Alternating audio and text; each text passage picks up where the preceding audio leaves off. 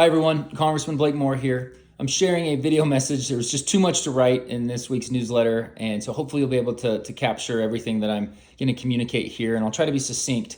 But if you've been following on my newsletter, you've known for the last 2 months, so over 7 weeks, we've been in session pretty much every week, and it's been pretty heavy. There's been a lot going on, even this most recent week with the submersible and everything with the potential coup in Russia with the Wagner Group. This week was no different, and I wanted to make sure, folks, we didn't gloss over the work that my committee, the Ways and Means Committee, which has jurisdiction over the IRS, had done this week, and make sure that I can properly communicate the reality to you all, because there will be a lot shared in different forums from different cable news networks will handle it differently, and I just wanted to kind of give you some of the facts that we're dealing with and maybe potentially where it goes from here. But if you did not catch it, our committee released, they voted to make public to the House of Representatives and generally public overall, the testimony of 2 IRS whistleblowers. These individuals have worked for the IRS for over 10 years. One of is still confidential. One has allowed for his name to be put out.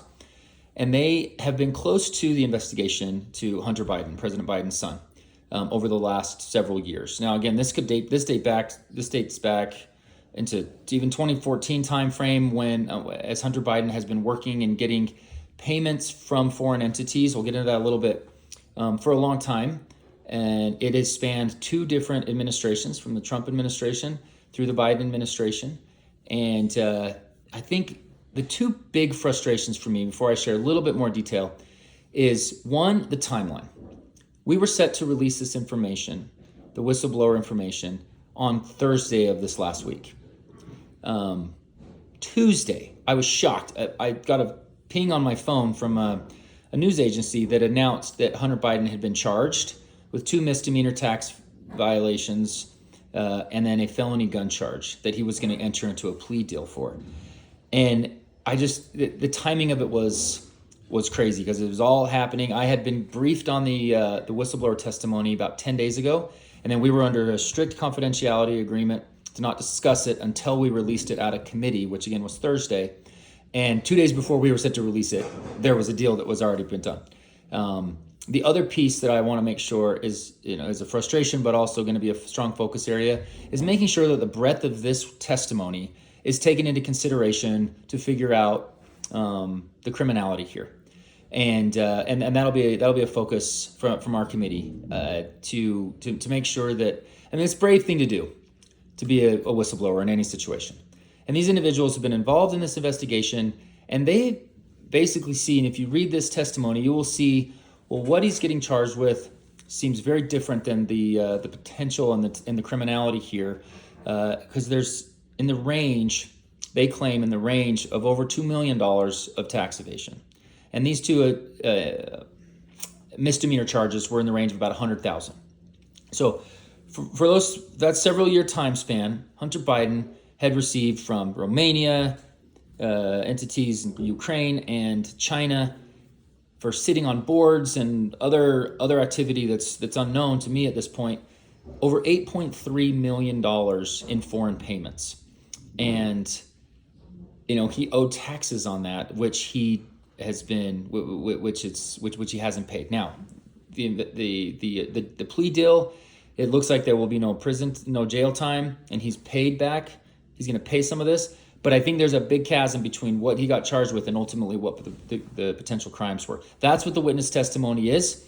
It's all available, and you can kind of comb through it.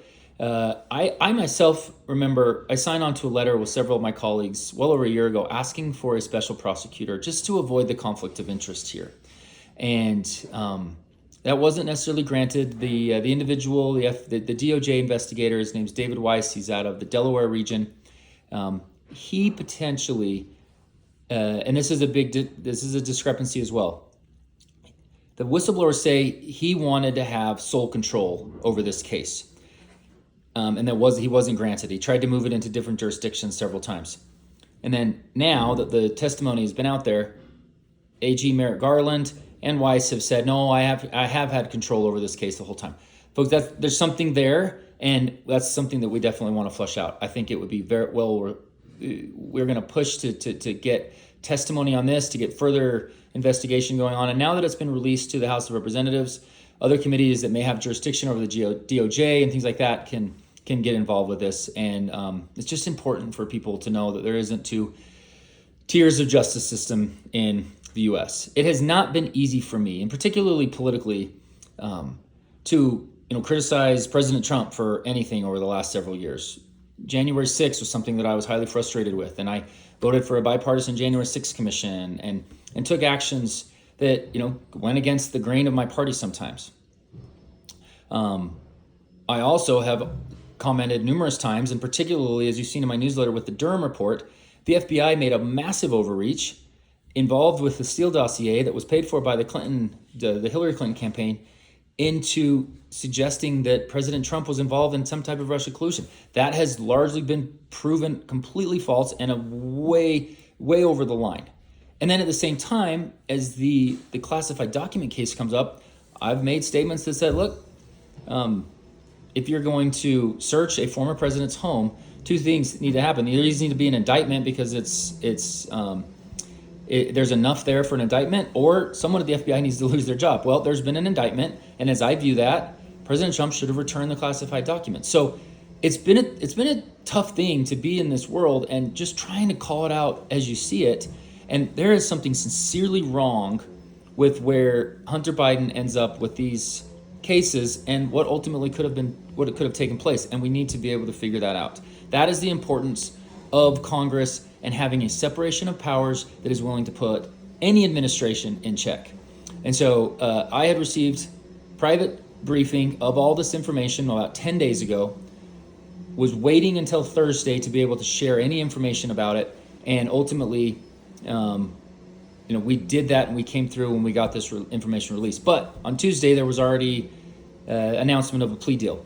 I believe there is still time to take into account this whistleblower testimony. That is an area that we will be focused on, and I'll gladly share whatever information that we have as we continue to navigate this.